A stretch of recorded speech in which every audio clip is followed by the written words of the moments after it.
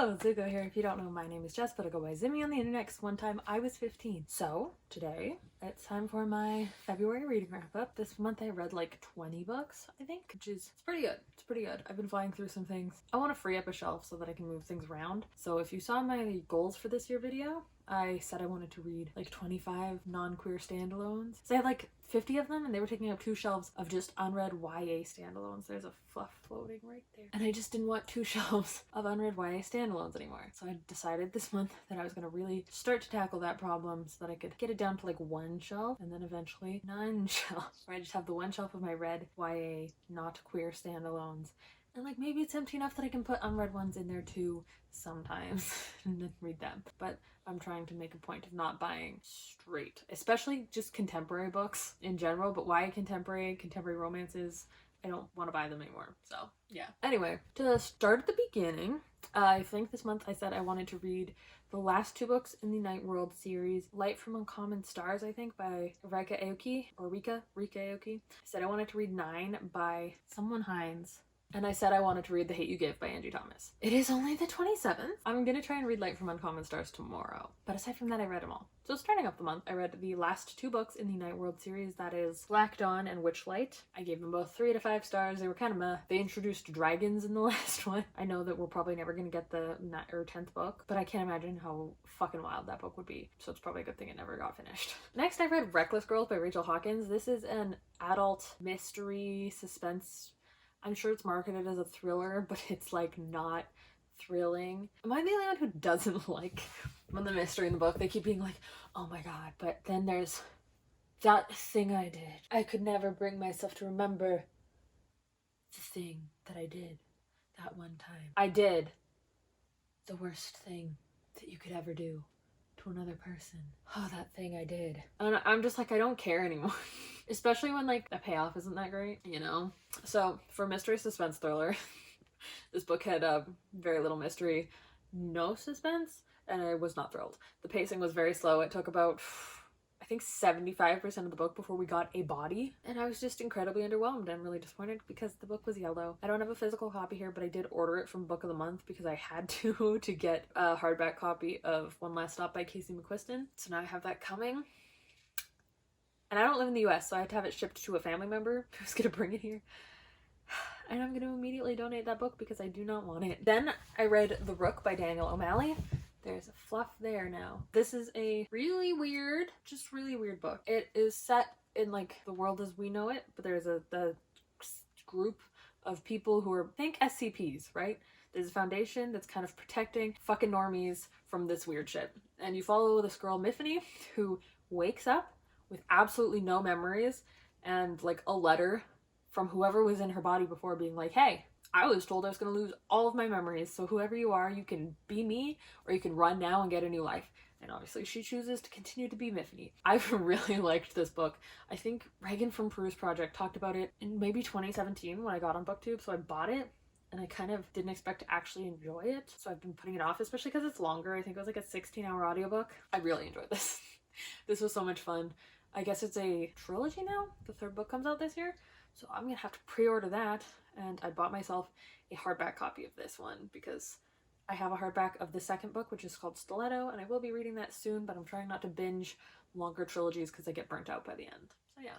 I gave this book 4 to 5 stars, and I do recommend it. Then I read Sad Janet by Lucy Britsch.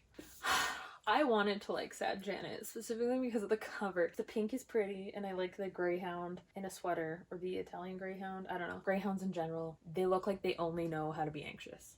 I think they're funny. So the fact that this was called Sad Janet and had greyhound on it, I really wanted to love this book. And it was a 2-star read. This is a book about a woman named Janet who's just fucking miserable. Like, I've been depressed, right? Like, where you just, everything isn't fun anymore, nothing is bringing you joy, and you're just like in your bed all the time. Janet isn't sad. Janet's mad. She actively hates everything. She hates men, and she hates being touched by men, and she hates people, and she hates her family, and she hates Christmas, and she hates XYZ, and she just talks about masturbating way too often. This book follows her as, for Christmas, they've come out with this special Christmas antidepressant that just to help you get through Christmas when you're miserable. And I just didn't like it because Janet was just such an angry person. She was miserable. The story was boring. She wasn't sad. I'm gonna say she wasn't sad. She was just mad. If this was bad Janet, I still wouldn't have liked it, but that wouldn't be a complaint I had anymore. Then I read Red Rising by Pierce Brown. I've been putting off reading this series forever, and it turned out, like, I have the first trilogy and the first book in the second trilogy, I think is how it goes. I've owned them forever, and apparently I forgot to put them in my Goodreads. So I got to add 4 new books to my Goodreads, which was very disheartening because it meant my Goodreads TBR, which, if you don't know, I keep track of all the books on my TBR and Goodreads are physical books I own and haven't read, and it made it go up by like 4 books. So I was so sad, but I did finally add those. I really liked this book. I wasn't expecting to. Does the premise make any sense? Not really. Like, I mean, the social structures and like class inequality and stuff, but this book, the highest level of a human being you can be is a gold. And they take all of the gold children and they put them in a Hunger Games style arena and like kill them all. And like, if these kids are so important and valuable, I'm not sure why they're killing them. And I don't think that's a spoiler either, because that's like the whole premise of this book is that there are golds who are killing each other. It felt YA dystopian, and I get that. I've heard the other ones don't. I liked it, but I do think it was silly that they had like the most important people, like the children of the most important people killing each other for #YOLO. I did get the book 4 out of 5 stars if I didn't say that. Next, I read the Arc of the Scythe? The Arc of the Scythe trilogy by Neil Shusterman. That is Scythe, Thunderhead, and The Toll. I gave these all 4 out of 5 stars. They were great. I have not been disappointed by a Neil Shusterman series or book yet, which is fun. These take place in a world in which we have mastered death, and now there are no natural causes to kill people. They could live forever, theoretically.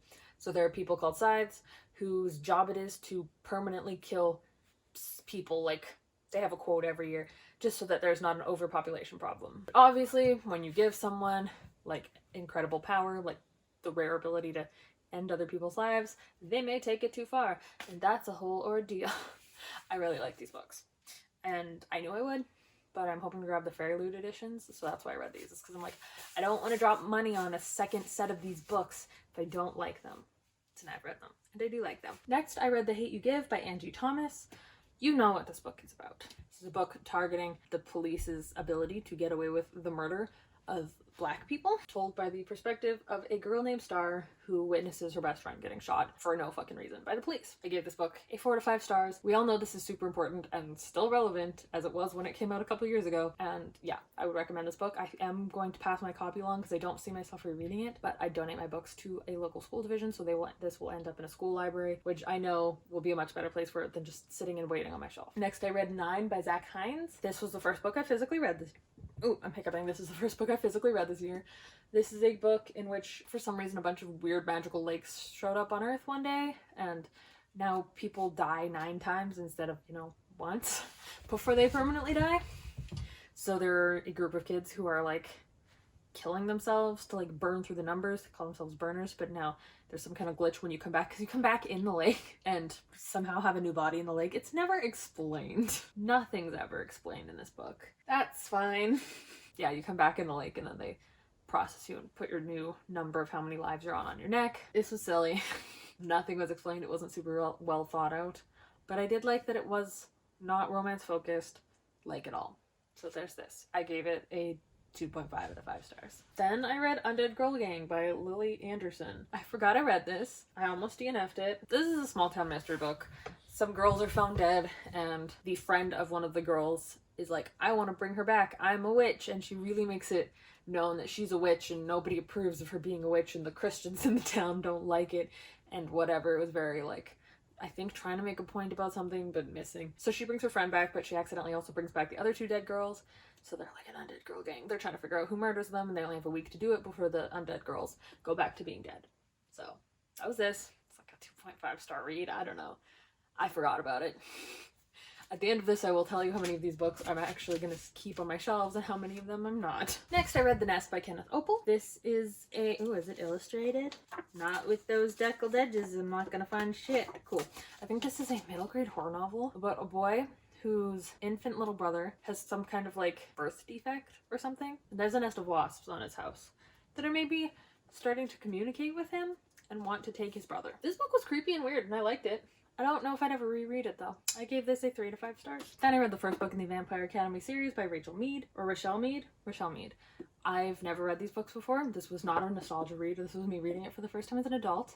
And I was impressed by how not slut-shamey it was. There were also like mean girls who were mean for the sake of being mean, and that was really ridiculous. I read this because I watched the movie and I thought the movie was really iconic.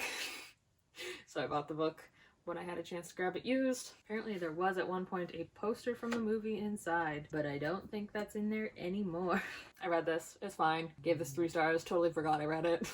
Then I read When You Were Everything, a novel by Ashley Woodfolk. This book is about a really hard friendship breakup. In high school, 2 girls who have been best friends forever end up really drifting apart after one girl gets into the choir and makes a bunch of friends with these really honestly nasty choir girls. It's just like the raw horribleness of how mean girls can be to each other when they are young, and they felt more middle school mean than high school mean, but I'll give them a pass.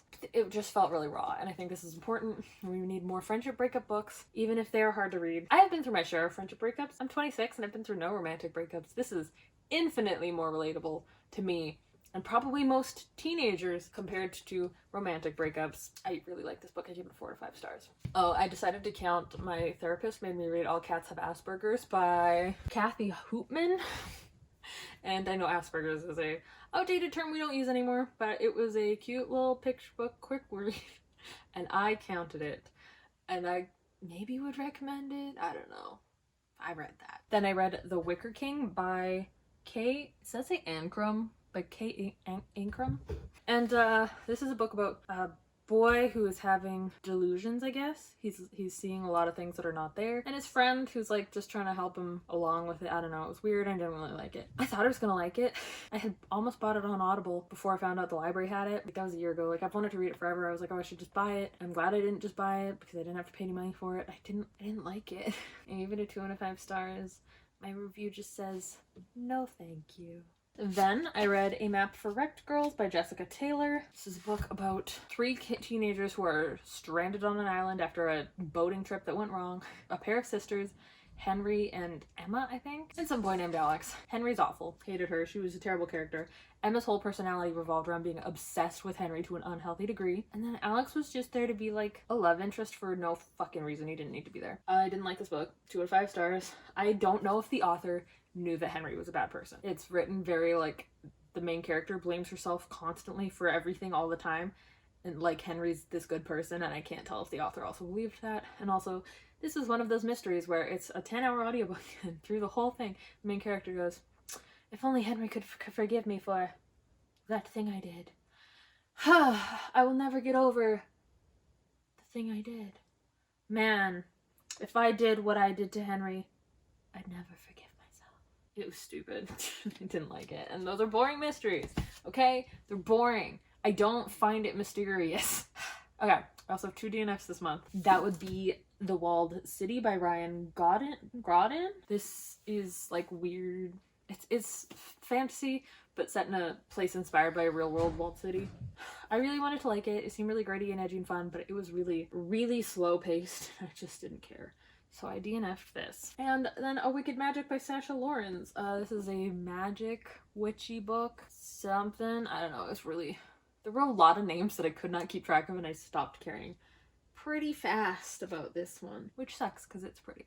Okay, so you can see all of these books, right? Out of all of these books, I will show you how many I am keeping on my shelves. Are you ready? Are you ready? I am keeping The Rook, but I have bought a different edition. Hopefully it comes here soon. Otherwise, all of these books are getting off my shelves, and they will be featured in my next year's unhauling. Maybe another 100 books. I kind of hope not another 100 books, but maybe. Sad Janet will not be going to a school library. Sad Janet will be going, I don't know, to hell probably. So yeah, I'm gonna put these guys away now. So yeah, right now I'm reading Iron Widow by Zirin Zhao, and it's going fine. And tomorrow I hope to read Light from Uncommon Stars, I believe, by Rika Yuki. Those will technically be read before February is over, but you know, sometimes it's just like this. So yeah, let me know down below your favorite book that you read in the month of February, and I will see you whenever I do my next video.